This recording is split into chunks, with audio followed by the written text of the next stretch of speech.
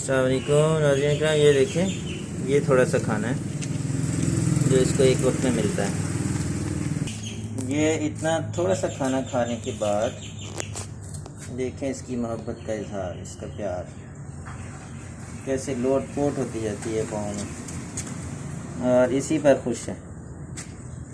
और हम इंसानों को देखो, खुदा ताला की ढेरों ढेर इनामात लेकर उसके इतने फजल हर रोज़ सुबह दोपहर शाम पेट भर के खाते हैं, उसके बावजूद भी उसके हुजूर ऐसे सजदा रेज़ होते हैं, उसकी तारीफ़ करते हैं, उसकी सना करते हैं सारा दिन।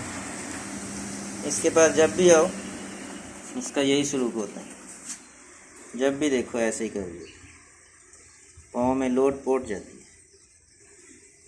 तो हमें गौर करना चाहिए कुछ अपने ऊपर भी, क्या हम अपने खुदा के हुजूर इससे बढ़ के हाज़िर होते हैं? अस्सलाम वालेकुम रहमतुल्लाहि व बरकातहू। ज़रा सोचिए।